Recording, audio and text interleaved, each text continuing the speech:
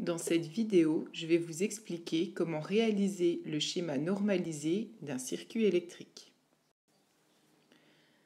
Un schéma normalisé a pour rôle de représenter un montage de manière conventionnelle, c'est-à-dire que chaque dipôle va être représenté par un symbole normalisé.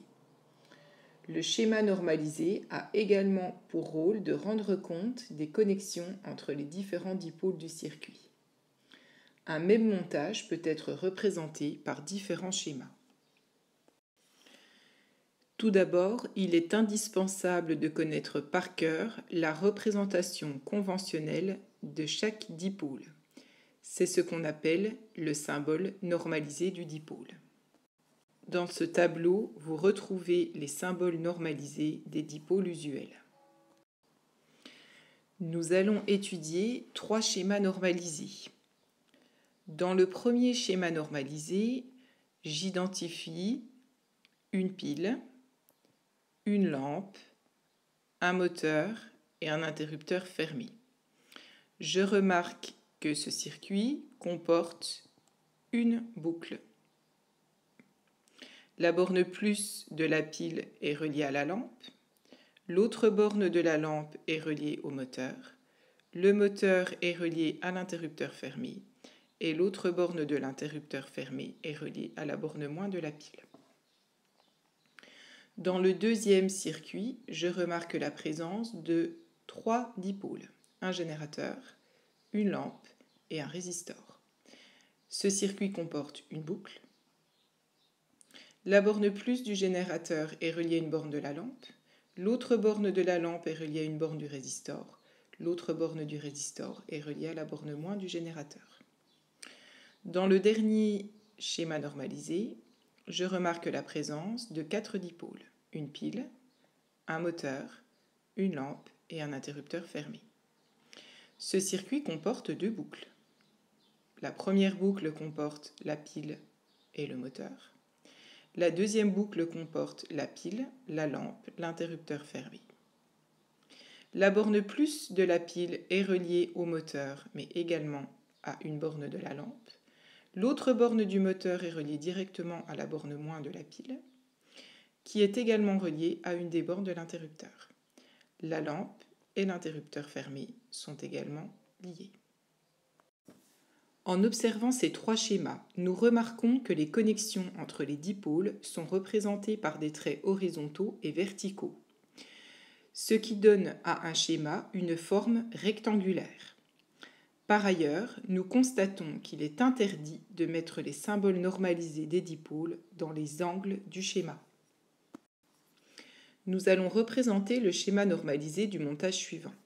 Dans un premier temps, il est important d'identifier les différents dipôles présents dans le montage. Ici, un générateur, une lampe qui ne brille pas, un résistor, un interrupteur et un moteur.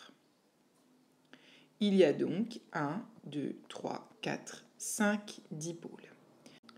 Ensuite, je vais chercher le nombre de boucles qu'il peut y avoir dans le circuit. Je ne m'occupe pas de savoir à ce stade si l'interrupteur est ouvert ou fermé pour compter les boucles présentes dans le circuit. Je pars donc de la borne plus du générateur et je suis les différents matériaux conducteurs du circuit. Je passe donc par la lampe, par le résistor, par l'interrupteur, par le moteur et je reviens à la borne moins du générateur. Mon circuit peut donc comporter une boucle. Le schéma comportera donc un rectangle. Je vais réaliser le schéma normalisé du montage. Lorsque on réalise un schéma normalisé, il est indispensable d'utiliser une règle et un crayon de papier. Dans cette animation, je ne pourrai pas utiliser de règle, mes traits ne seront donc pas parfaitement horizontaux ou verticaux. Nous avons identifié tout à l'heure le fait que ce montage comporte une boucle, ce qui signifie que le schéma comportera un rectangle. Je commence donc par tracer à la règle et au crayon de papier ce rectangle. Ensuite, je vais placer les symboles normalisés des différents dipôles. Il y en a 5. Je vais donc gommer 5 endroits sur le rectangle. J'essaie de les répartir équitablement et je vous rappelle qu'il est interdit de placer des symboles normalisés dans les coins. Je commence de manière préférentielle par le générateur. Le générateur, je peux le positionner où je veux. Je choisis de le mettre sur le trait horizontal en haut du rectangle. Je place la borne plus et la borne moins en rapport avec la photographie. Ensuite, je regarde la photographie et je vois que la borne plus du générateur est reliée à une lampe. Je vais donc représenter de la borne plus du générateur, je vais aller représenter le symbole normalisé de la lampe. Je regarde la photographie et je vois que la lampe est reliée au résistor. Je repars donc de la lampe et je vais venir représenter le symbole normalisé du résistor.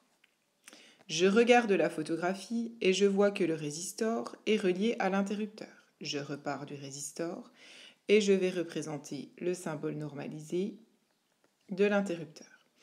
Il faut toujours se demander si l'interrupteur est ouvert ou fermé. Comme je constate que la lampe ne brille pas, j'en déduis que l'interrupteur est ouvert.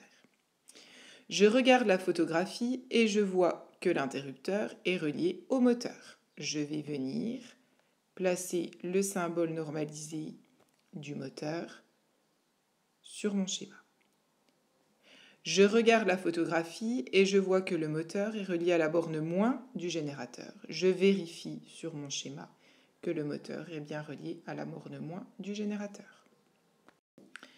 Nous allons réaliser le schéma normalisé d'un dernier montage à partir de cette photographie. Alors, premier travail, donc je vais compter les dipôles présents dans le circuit. Il y a un générateur, une lampe qui est repérée avec l'étiquette L1, une lampe L2 qui ne brille pas, on pourra s'interroger sur cette observation en classe, et puis un résistor. Donc il y aura 4 dipôles dans le circuit. Ensuite, je regarde le nombre de boucles dans le circuit. Alors je pars toujours de la borne plus du générateur. Je vais représenter en rouge la première boucle qui contient la lampe L1 et en bleu une deuxième boucle qui contient la lampe L2 et le résistor. Maintenant que j'ai bien étudié la photographie, je vais pouvoir commencer la représentation du schéma normalisé. Je vais commencer par représenter la première boucle. Je vais tracer un rectangle en rouge, alors vous, il faudra le faire au crayon de papier, là c'est juste pour bien expliquer. Alors dans cette boucle, j'ai un générateur et la lampe L1, que je vais donc représenter par leur symbole normalisé. Le générateur, borne plus, borne moins, et la lampe L1. Ensuite, je vais représenter la deuxième boucle. Alors attention, la deuxième boucle, elle part bien de la borne plus du générateur. Donc cette deuxième boucle, il faut que je la fasse partir d'ici et que je trace un deuxième rectangle. Alors ce deuxième rectangle, je vais le tracer en bleu. Et en fait, il va venir se superposer au premier, sur certaines zones. Alors, sur quelles zones ? Eh bien, sur les zones, par exemple, que je peux représenter en jaune. Donc ici, on voit bien que j'ai les deux boucles superposées, ce qui correspond à cette partie-là de mon schéma. Ici aussi, j'ai les deux boucles qui se superposent, ce qui correspond à cette partie-là de mon schéma. Je peux aussi représenter certains points qui sont importants dans le circuit. Alors par exemple, ce point-là, que je vais représenter ici en violet, correspond à ce point-là. Le point qui est ici va correspondre au point qui est ici. Alors, vous comprenez comment je vais placer le symbole normalisé de la lampe L2 et puis du résistor. Donc, la borne plus du générateur est reliée à la lampe L2. Je vais représenter son symbole normalisé.